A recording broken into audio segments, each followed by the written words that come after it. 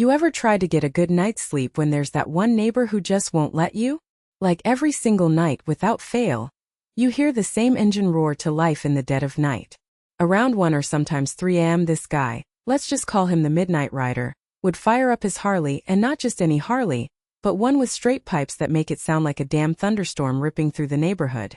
You'd be lying if you said it didn't feel like the noise was shaking your bones. At first, I thought maybe it was a one-off thing, like someone just had a late-night emergency, or was just pulling into the driveway a bit too fast. But then it kept happening. Night after night, almost like clockwork. Every time I'd finally drift off, bang, the Harley would roar past, full throttle, the exhaust echoing off the quiet streets like a beast unleashed. I swear you could hear it blocks away. It was like living next to some wild circus act. Only it was just this one guy and his need for speed in the middle of our sleepy little cul-de-sac. Worse yet, it wasn't just me. The whole neighborhood was on edge. You'd hear muffled complaints through the thin walls of people's houses, neighbors yelling at their kids to get back to sleep, dogs barking, cats running wild. There's something primal about that sudden thunderclap at night. It instantly jolts you awake, and then your brain just spins, trying to figure out if it's some emergency or just pure recklessness. But it wasn't the first, or second, or 10th time. It was every single night, multiple times a night. And the weirdest part? No one really knew much about the guy. I mean, we all recognized the sound. It became almost infamous, but the rider remained a mystery. Nobody really confronted him directly, maybe out of fear or maybe just weariness. He was that silent, revving shadow that came and went without much clue. Every morning you'd see the remnants, like tire marks near corners, or that lingering smell of gasoline and burnt rubber. But the man, the myth, remained elusive. We even tried calling the cops a few times. Honestly, I don't blame the officers. They probably had bigger emergencies than some guy disturbing our precious sleep. But here's the crazy thing. Despite the repeated calls, the noise would start up again, almost defiantly, like the rider knew the law wouldn't touch him. It was honestly infuriating. You'd expect some kind of warning, a ticket, or at the very least a please stop, but nothing came. It felt like the system simply shrugged and said, "Not our problem." Sometimes I imagine him, blasting through the streets, amused by the chaos he was causing in our little community. Maybe he thought it was funny, or maybe he just didn't care at all. Either way, the ride wasn't just about the noise, it was about the disrespect. The sheer disregard for everyone else trying to live their quiet, normal lives. You start to watch the clock as soon as the first midnight pass happens. You find yourself lying in bed, tense, waiting for that unmistakable rumble that shatters the calm. Neighbors talked in hushed groups, sharing stories of the rider's latest escapades, venting frustrations over fences, and looking exhausted from too many interrupted nights. The community spirit was crackling, but it wasn't exactly the friendly kind. It was more of this shared irritation brewing into something much bigger. And honestly, I was hitting a breaking point. Getting angry helped a little. But it only lasted minutes before the next loud, unwelcome serenade. The police's inaction made it clear this wasn't going to stop on its own, or with official help. That's when I started thinking, what if we took matters into our own hands? What if there was a way to get the message through to the Midnight Rider without waiting on authorities? At some point, when the frustration turned into determination, that's when the story really began to change. Because sometimes, when peace is broken too many times, you realize you've got to be the one to fix it. And the idea of just enduring it night after night, that wasn't going to cut it anymore. So yeah, that's where I found myself. Waking up to the roar at 3 a.m., rubbing tired eyes, and deciding maybe it was time to stop waiting for someone else to do something. Maybe it was time to give the Midnight Rider a little taste of his own medicine. Or at least something he wouldn't forget. But how to do that?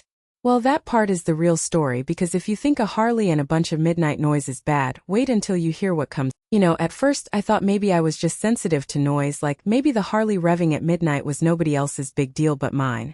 But as the weeks turned into months, man, that bike became the soundtrack of my sleepless nights, the kind you don't ask for and certainly don't forget. Every single night, without fail, that thunderous growl would tear through the quiet, jolting me out of bed like some annoying alarm I couldn't switch off. It got to the point where I stopped even trying to ignore it. I started watching the clock, half expecting to hear that roar at exactly the same minute. And sure enough, like clockwork, there it was, engine revving, tires skidding briefly on the pavement, and that loud, obnoxious exhaust pipe that sounded like the bike was trying to announce its presence to the whole neighborhood. At first, I tried to reason with myself, thinking maybe this guy's got some serious passion for his Harley.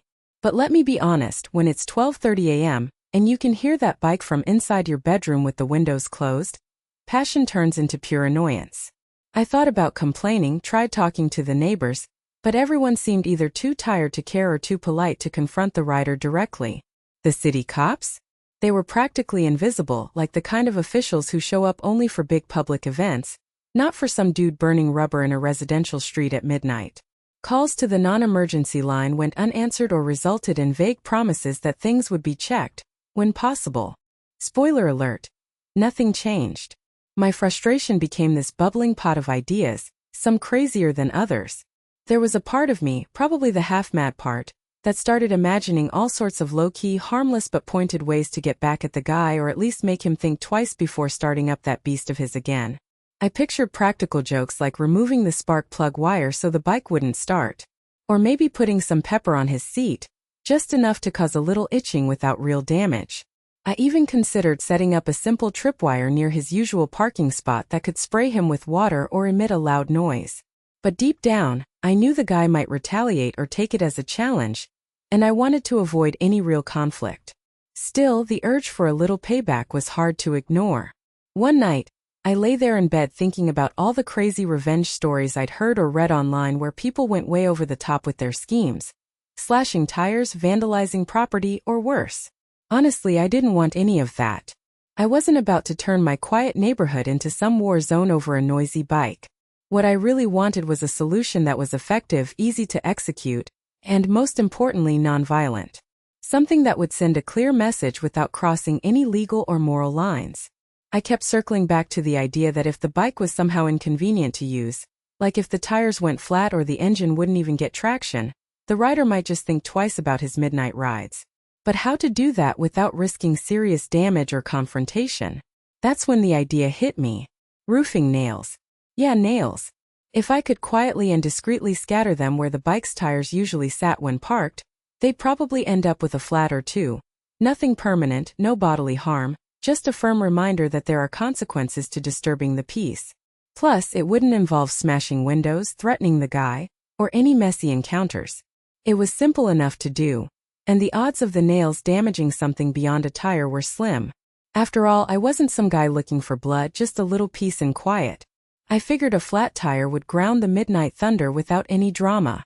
It felt like the perfect balance. A quiet little revenge that got the message across without karma biting me back. So, after weeks of sleepless nights and building irritation, I finally decided I needed to act. I grabbed a handful of those tiny sharp roofing nails I had left over from some home repairs, and one night, while the neighborhood was deep asleep, I headed out. I was nervous, not gonna lie. This was my first real move in this long game of neighbor versus Harley. But at that moment it hit me. If I wanted my sanity back, I'd have to make a stand.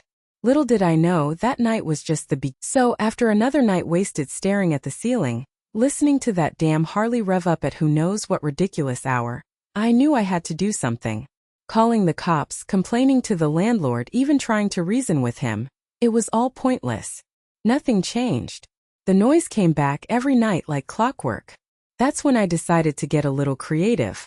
One morning, dragging myself out of bed way too early for work, I noticed the neighbor's Harley parked right in his driveway as usual. The big metal beast just sat there, looking smug and unapologetic, like it knew exactly how much it was messing with the entire street. That's when an idea struck me. What if I made the bike itself the problem? Not by vandalizing it, that's not my style, but by making it a risk for anyone who dared to start it up at midnight. So I grabbed a handful of roofing nails from my garage. Yeah, I know it sounds petty, but at that point petty was a step up from helpless, and honestly I didn't know what else to do. I quietly scattered the nails across the driveway, right where the bike's tires would roll out if the neighbor took his usual midnight spin. I wasn't trying to destroy the bike, just to send a message. This ride isn't welcome anymore. For a couple of nights, I wasn't sure if it'd even make a difference. The first night after the nails went down, I heard the usual growl and roar just past midnight. Heart sinking. I thought maybe I was just imagining things. But then I noticed something else. After that night's ride, the neighbor's bike stayed in the driveway way longer each morning, like it had been, well, punctured. Turns out, those nails did more than just deliver a silent threat. They actually deflated his tires overnight. And you know what? It worked. The revving noise stopped. But only for a day or two. Clearly, the guy replaced the tires quickly. I could see that because the bike was back to roaring into the night soon after. That was frustrating, but I refused to admit defeat.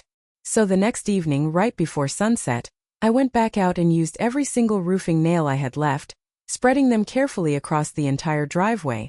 Not just a pile here and there, but enough to make it impossible for the bike's tires to sneak out without getting wrecked again. The difference was almost immediate.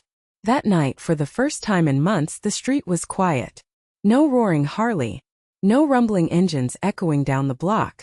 When I peeked out the next morning, I saw the neighbor looking pretty irritated and muttering as he inspected his bike's tires.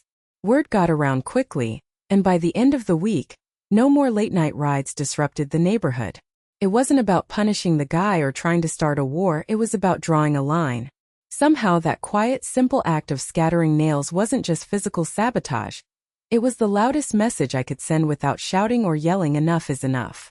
It made me think a lot about where patience ends and action begins, and whether taking matters into your own hands is ever justified. And for the first time in a long time, peace settled back into the neighborhood streets. But as I looked out at that silent driveway and the still, dark Harley resting there, I couldn't help but wonder, had I crossed a line or just done what needed to be done?